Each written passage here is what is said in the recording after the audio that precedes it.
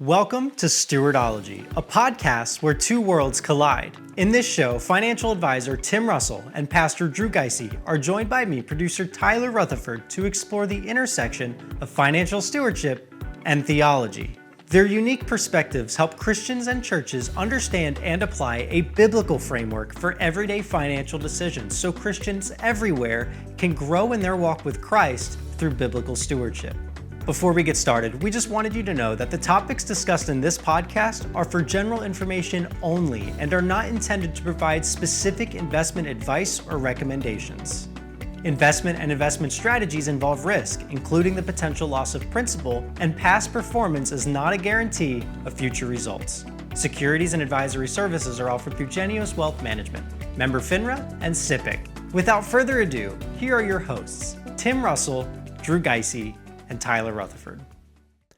Hi, everyone. Welcome to the Stewardology Podcast. I'm Tyler, and I'm here with my co-host, Tim Russell. Hey. And Drew Gysi. Hello there. Before we get started, I just want you to know a couple things. Number one, we're on YouTube now. If you've been used to listening to this podcast and you log in on Spotify or Apple or whatever, and you're just used to hearing our disembodied voices, take heart. You can actually see what we look like on YouTube now every week. Or second thought, don't. If you may want to stay on Spotify. If you want to see how shiny Drew's head really is, I'll shine it for you. log on to YouTube, just search the Stewardology Podcast, and you'll find our episodes there every week, along with shorts and other things to enjoy. Another announcement that I have for you is you've been hearing this on the podcast the last few weeks, but I want to make it clear because I really do think it's a big deal, and I think this thing could make a big impact in your life and the lives of those around you. Tim Russell, our co-host here, is an author now. He wrote a book called The Good Steward, Biblical Principles of Wealth Management. Yeah. If you've been thinking about how do I get started in my journey of biblical stewardship, or you're just like, how do I even take the next step? This book is for you. Mm-hmm. This book is for people who have experience in finances. This book is also for people who just want to get started in their journey. So check it out, The Good Steward, Biblical Principles of Wealth Management. The link will be in the show notes. You can pick it up on Amazon and wherever else you buy books. Can I say one more thing about that? Please. So one of the things that I think our listeners are really going to appreciate about this book is that it is in many ways the synthesis of this podcast. So we're taking many of our core ideas, the core teaching, the core elements, the 5 biblical financial priorities, and we break them down and lay them out for you in written format, audiobook format, Kindle format for you to see, to spend time with, and to better understand. Also, not everyone likes podcasts. So maybe you're thinking, there's someone that I would really like to understand these ideas, these principles, but they're not going to sit down and listen to, 245 episodes of, all of our previous content to get what we have to say. Well, you can give them a copy of the book, which is going to help jumpstart their stewardship journey and help them to trust in God while saving and preparing for the future. And I am absolutely certain of this. This book is going to help people to love God more than money and to use their finances and their resources to bless others and to strengthen their financial situation and to obviously to love God and love the world through it. So subscribe to our YouTube channel, hit the bell so you don't miss an episode on there, and buy this book, The Good Steward, Biblical Principles of Wealth Management. We'll leave the links in our show notes.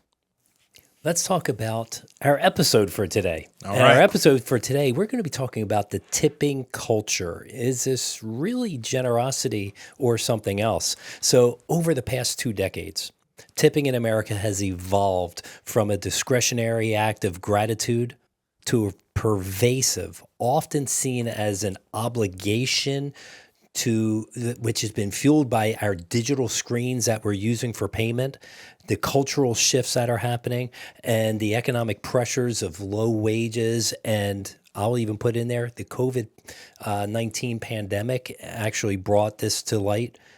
From coffee shops to self-service locations, tipping expectations have exploded throughout our country. And as Christians, we need to ask, is this tipping true generosity, or is it mere just a social obligation that we ought to do? And how should we as stewards, how should we use those resources that God has put into our care to maybe, should we be tipping or should we be not? How much should we be tipping? What is good biblical stewardship in this world of ever-pervasive tipping that's happening? So guys, let's talk about this rise of tipping culture to kind of get ourselves moving in the right direction. Well, Drew, I think you really nailed it. Looking through my notes here, and you've said pretty much everything that I had planned to say. Really, what it comes down to is tipping is beginning to feel mandatory. No matter where you go, you're being asked to tip. So the question begs, right? Am I being kind or am I being coerced? You said everywhere. You used an M word. I use a different M word. It's not mandatory. It's manipulation. Okay, yeah. Ooh. It's manipulation. Give us your thoughts on that.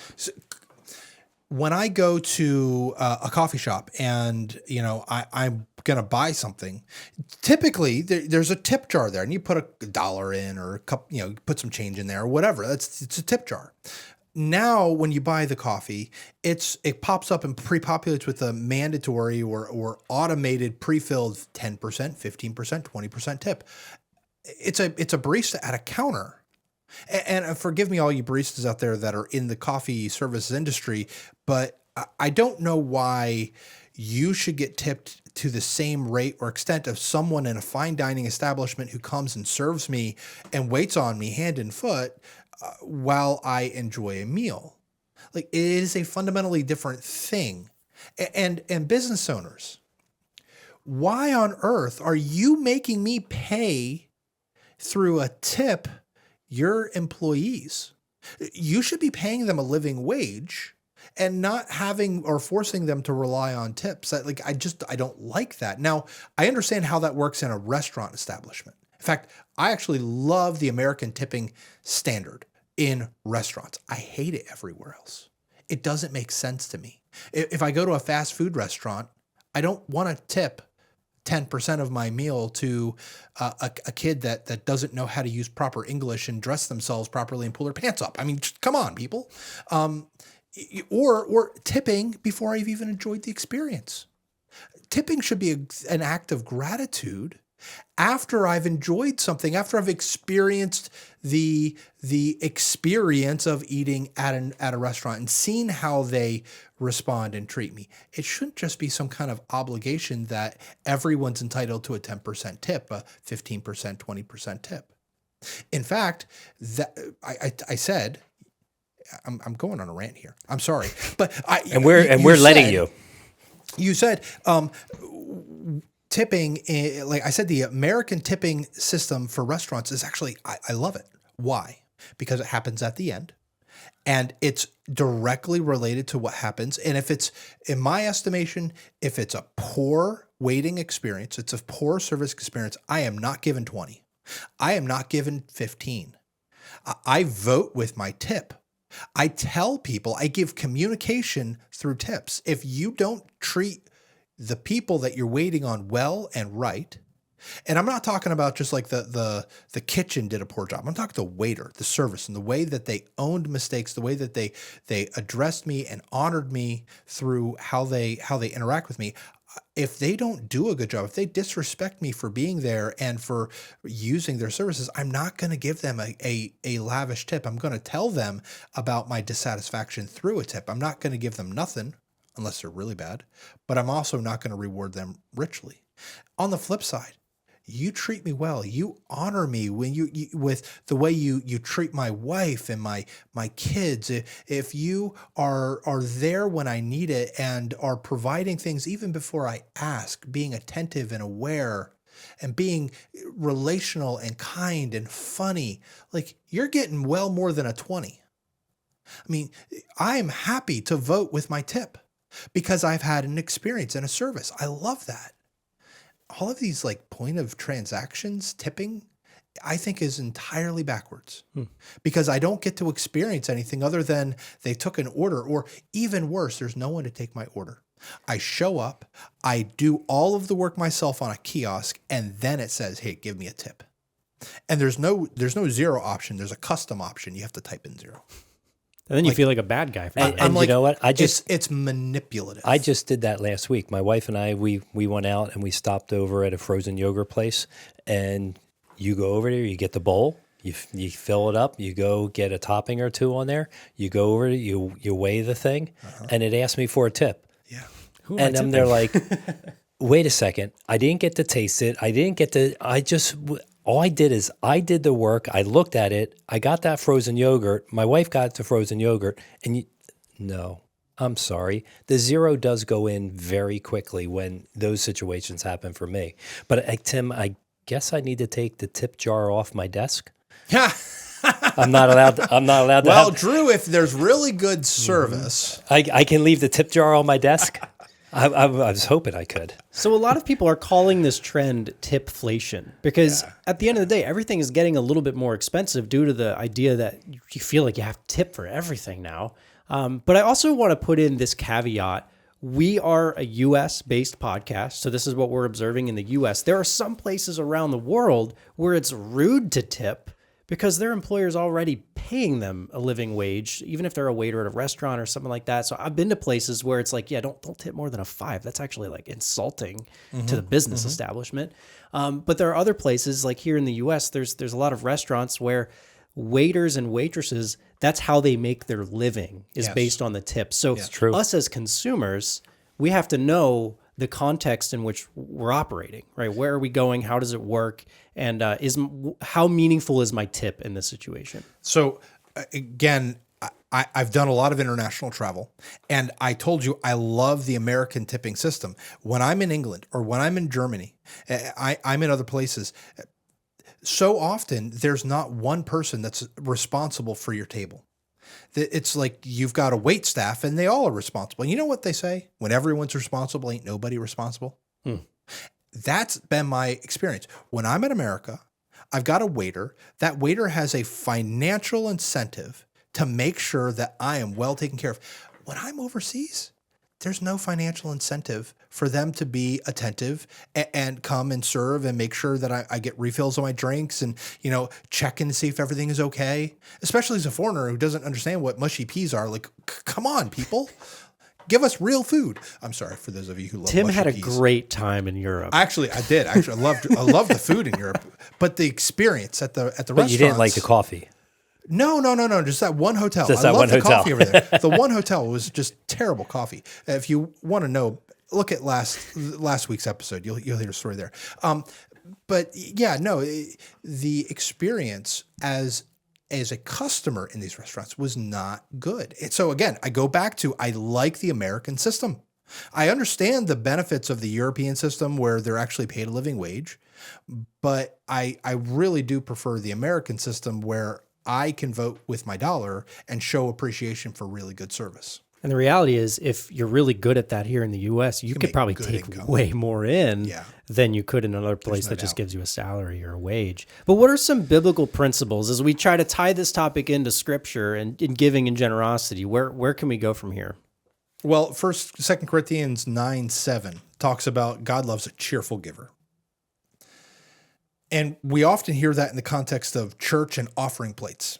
Like his hilarious giving. You hear people laughing and rolling around while they're putting money in the offering plate. Well, those things are true and right applications, but it also has to do with a lifestyle of cheerful generosity, not just towards God, but also towards others, and being generous with those who serve you well. So yes, I think there is a really good way for us to be cheerful and honor God through being generous with others through tipping.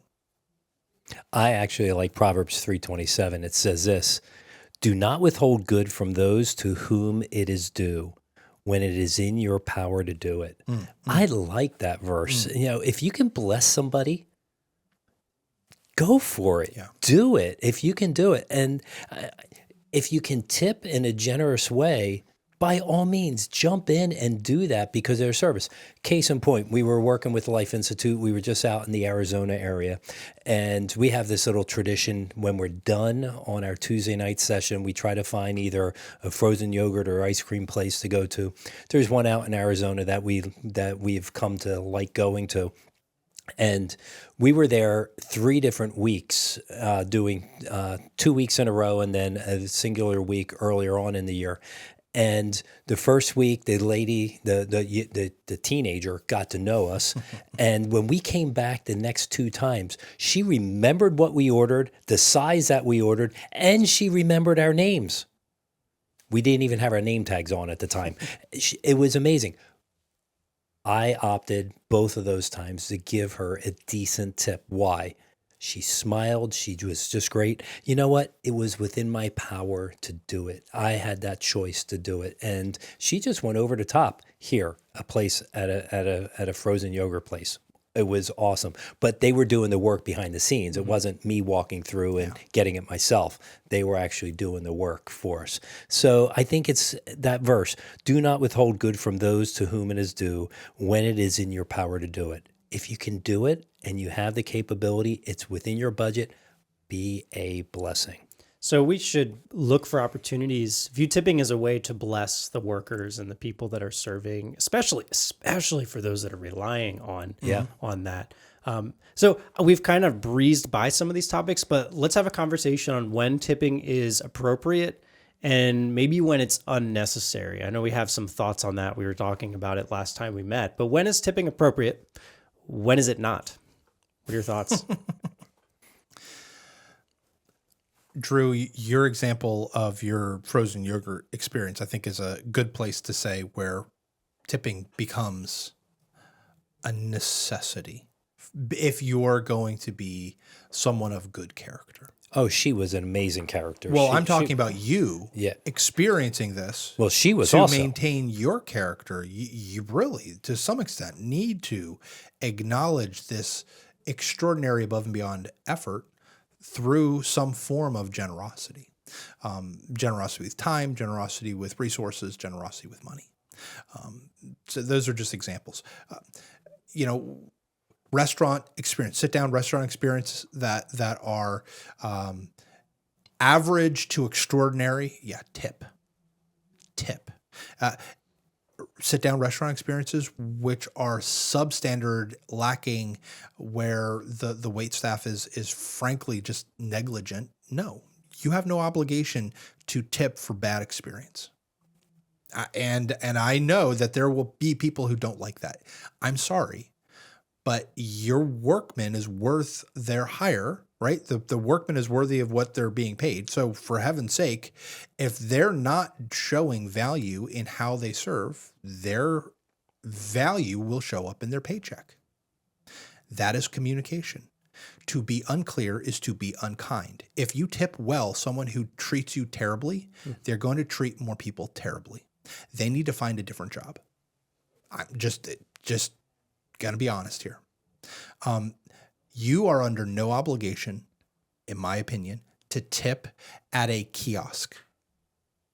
If they're just putting it in front of you, expecting some massive tip, you're welcome to tip if you want to. You're under no obligation to do so. And certainly, I don't like the idea of being forced to tip by a certain percentage. I would put a couple dollars in there, $1, $2, $3. It depends on the size of the order and all of the rest. But you're welcome to do something. But again, don't feel under obligation to do so. And frankly, I have no problem with pushing back against this Tip-flation nonsense because it's not required. It is actually just padding the bottom line for either businesses or paying people who really, frankly, should be growing their skills and their value in our economy through other means. Minimum wage jobs are minimum wage for a reason. It's not designed to be a living wage.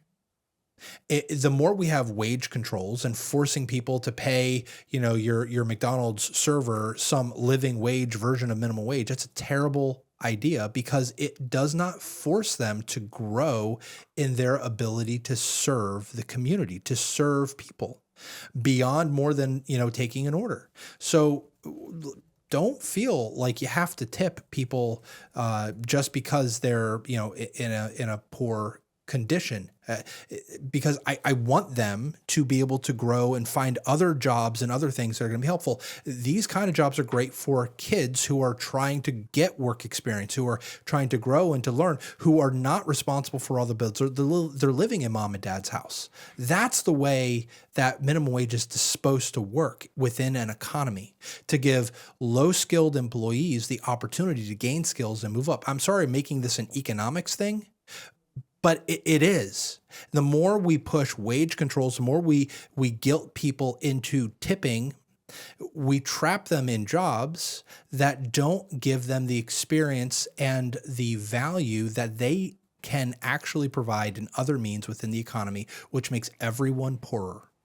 You, them, and the entire community. So have jobs, tip people. You can tip well. Again, don't feel like you have to tip extraordinarily well for fast food. That's silly.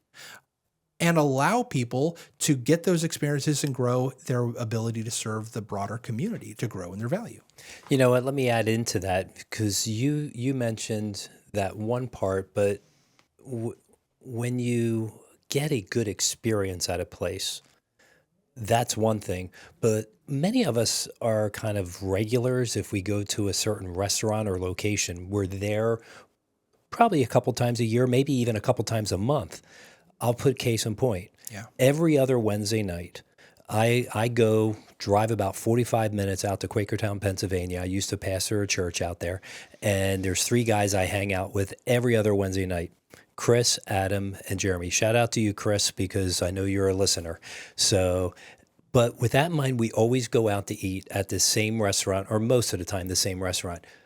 Not only do we get exceptional service from the waitress week after week when we're there, but she has now become like part of our conversation, part of our relationship. We've built a good connection where I was just there this past Wednesday, and she came up, she goes, "Drew, where have you been? What country, what state, where have you been traveling from? I have not seen you for 6 to 8 weeks."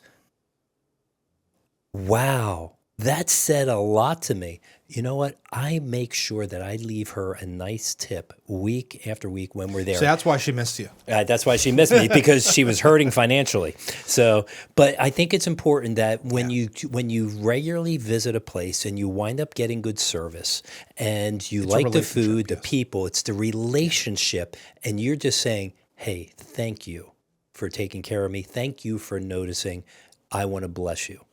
Yeah, baristas and waitresses often get like the blunt end of the stick when it comes to conversations on tipping.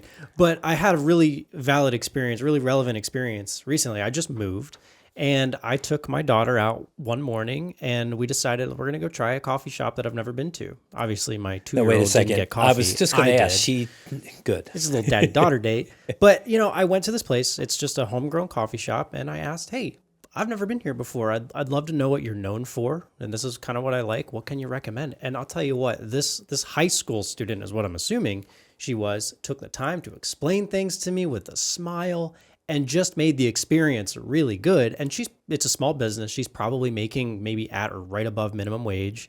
And so I was like, you know what? She made this experience so good. I'm going to give her a good tip. I could go to another coffee chain, which I will allow to remain unnamed. Their colors are green and black, where they're paying their rhymes with Tarbucks. they're tastes like tar sometimes. Anyway, they're paying their baristas sometimes north of $19 an hour. Yeah, and you don't get nearly the experience that you'd get that I got at this coffee shop, and so it just makes it harder to tip when like, wow, they're making like over 2 times what this other person was making. Am I really expected to tip the same amount? So part of it is just being literate about what's going on in your area, you know what I mean?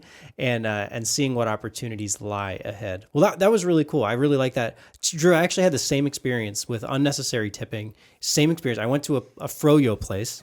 Okay. I got my froyo in the cup. I got all of the toppings on it, and trust me, I loaded this baby up. Because it's good. I'm a chocolate and peanut butter guy. And then I put it on the scale, and I saw the thing, and I paid, and it asked me for a tip. And I was like, I haven't seen an employee here. I haven't seen somebody working here. Who am I tipping? And I was like, how do I leave a tip with 0? I was with my wife, and I was like, how do I leave a 0 tip? She goes, well, no, you have to tip something. I was like, but who are we tipping? Where is this money going to? And of course, my wife, being like probably the more level-headed of the two of us, is like, just leave the tip. And I was like, I don't know. I look back on that, and I'm like, I don't think I should have left a tip there. But especially after having a conversation with you guys, you're like, that was unnecessary. That's Tip-flation. I'm a quick 0 on that one. But my wife just wants everybody to like be happy. It's great. I see that in her. Yeah. So again, just be careful that you operate. If you're operating out of fear of man, don't do that. Amen. So I am. This is the in this section of the podcast, we're talking about where is it appropriate to or not to tip. I love the idea of generosity, and I actually love the idea of tipping. And there's a gentleman that I heard of recently who loves to go to like out with $20, like a stack of $20 bills in his pocket, and he walks up to people in the bathroom at an airport. Hey, thank you for what you're doing. Let me give you something. Wow. And just hands him a $20 bill. That's impressive. I see you. That's impressive. And I appreciate especially in airport bathrooms. Yes. The workers I'm in a lot. I'm in a lot. Yes. I'm in a Right? lot of airport So, bathrooms. like, That's impressive. There's no obligation to tip those guys. Wow. But yet, out of the generosity of his heart, wanting to see and acknowledge people and brighten their day, he has a place in his budget to pull out some money and just hand out some $20 bills to show gratitude towards others. That's cool. And that sometimes opens the door for a gospel conversation. So Amen. I am not opposed to tipping. Don't hear me say, don't tip, keep all your money yourself and be a Scrooge. I'm not saying that. I am saying push back against the social expectation that you're going to tip at stupid places where tips are not required. Was I unclear? But feel free to tip when it's not required. Feel free to. Just don't feel like you have to be manipulated. Mm-hmm. So where do we go? How do we land the plane? Say goodbye, guys. Hey, feel free to leave us a tip. 20% would be great for whatever you paid to listen to this podcast. There's a tip jar on my desk. No, but I think, Tim, you just made it a good point, where that guy, he had a line item in his budget for generosity. Yeah. And, Drew, I've also heard you say that planning, like when you want to go on a night out to a restaurant, you have to also budget for the tip. And a lot of people forget about that. So, Absolutely. So I think one really practical piece is, if you're going to places that you should be tipping, build that into your budget so you're not caught off guard, caught by surprise, and now, surprise, you're spending way more than you budgeted on maybe a night out with your spouse or with your family. And then another a good piece of wisdom would be just to exercise discernment when you're in situations that maybe tipping is not required. Tim made a couple of really good points. Tipping is for service and tipping is for communication. And the point that you made, Tim, that I really like is when you tip for bad service, you're communicating something to them. You're communicating that what they did was great, and when you know that it wasn't. So use that exercise discernment in those situations. Absolutely. That Froyo place, that 0 tip communicates. Mm-hmm. I'm not tipping for someone who didn't actually serve. Yeah, sure. They did their job, their job. They put food in the different dispensers and, the different containers there. But that's not going above and beyond. That's just doing what your stupid job requirement tells you you're supposed to do. Mm-hmm. You don't get tipped for that. Yeah. So tipping really shouldn't be about pressure. As Christians, it should be an opportunity for us to reflect God's generosity, right, through us. And when the situation calls for it, don't be afraid to be generous with that tip. But that's that different story. Mm-hmm. Many are feeling obligated to do it. If you're choosing to be generous because of the gospel that dwells in you, that you want to be able to share with others, totally different story. Amen. Go be there. Be generous in that way, but don't be manipulated. Tim, I really like how you put that word in there, because that is what is happening today. We are being manipulated to tip when we really should not be tipping. Yes. You know what's another manipulative scheme that I've seen, and I'd be curious to have a conversation on it, is have you ever been to the register and it asks you to round up for something? Join us next week. I think we need to talk about that. Yeah, we're going to talk about that.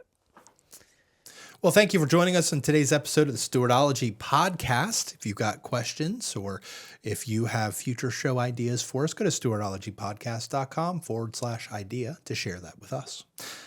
Take advantage of your free stewardship review. Go to stewardologypodcast.com/review to meet with one of our team members in a no obligation, not sales environment to help you become an even better steward of all of your resources. And they don't even have to tip either. That's right. Tipping optional. No, I'm not kidding. And consider giving us a rating and review. This is the best tip you can give us. Tell others about us. Give us a 5-star review and your podcast catcher. Give us a thumbs up on YouTube. Super helpful with the algorithm. We would greatly appreciate it. And go to our show notes page for more resources for this and all of our other shows. All right. Until next time. Take care. God bless. And remember, the best tip you can give me other than a 5-star review, go out and buy that book, The Good Steward. That'll be giving yourself a tip. And for those that you love, the ideas and teaching elements there are worth every penny. Take care. God bless. Bye-bye. Thanks for joining us on the Stewardology Podcast, where financial stewardship and theology meet. We'd like to help you take your next steps in biblical financial stewardship. Subscribe in your podcast provider to get the newest episode delivered to you every week. Leave a 5-star rating and review to help new listeners find the show. Take advantage of your free personal stewardship review at stewardologypodcast.com/review. Be sure to follow us on social media and visit our website at stewardologypodcast.com for tons of free resources and hundreds of free episodes. You can also leave episode ideas at stewardologypodcast.com/idea. Remember, Psalm 20, verse 7, some trust in chariots and some trust in horses, but we trust in the name of the Lord our God. See you next week.